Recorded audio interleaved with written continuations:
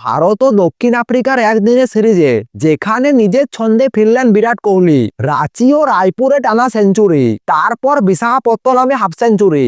ভারতের জয় নিশ্চিত করার পর তার পরের দিন সকালে বিরাট কোহলিকে এক বিশেষ জায়গায় দেখা গেল। আজকের ভিডিওতে সেই বিষয়টি তুলে ধরব। শনিবার দক্ষিণ আফ্রিকাকে পরাজিত করে ওয়ানডে সিরিজে জয় পেয়েছে ভারত। ম্যাচ রাতে শেষ হয়েছিল। তার পরের দিন সকালে বিরাট কোহলিকে দেখা গেল লক্ষ্মী নরসিংহ স্বামীর মন্দিরে, যাকে স্থানীয়রা সীমাচলম মন্দির হিসেবেও চিনেন। কোহলির সঙ্গে ছিলেন তার পরিবারের সদস্য, আর তার সঙ্গে ছিলেন ওয়াশিংটন সুন্দর। কোহলি আসবেন এই খবর ছড়াতেই সকাল থেকে মন্দির চত্বরে ছিল কড়া নিরাপত্তা। সাধারণ জনগণের প্রবেশ ছিল নিষেধ। তবে মন্দির কর্তৃপক্ষ কোহলির জন্য বিশেষ ব্যবস্থা করেন। পুরোহিতরা কোহলিকে বসিয়ে শুরু করেন বিশেষ পুজো। মন্দিরের নিয়ম মেনেই সবকিছু শেষ হয় শান্ত পরিবেশে।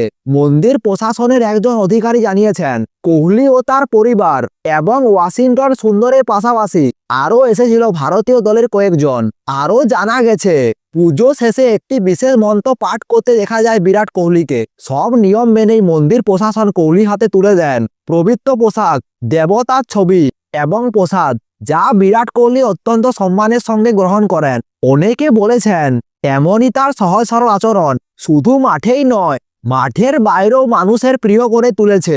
দক্ষিণ আফ্রিকা সিরিজে কোহলির পারফরম্যান্স ছিল অসাধারণ।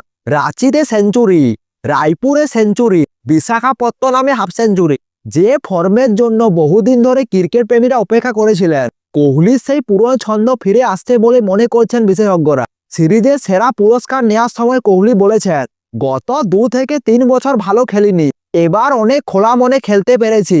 আগে থেকেই ঠিক করে নিতে পেরেছি ম্যাচ কিভাবে এগোবে। সব সময় নিজের মান ধরে রাখার চেষ্টা করেছি।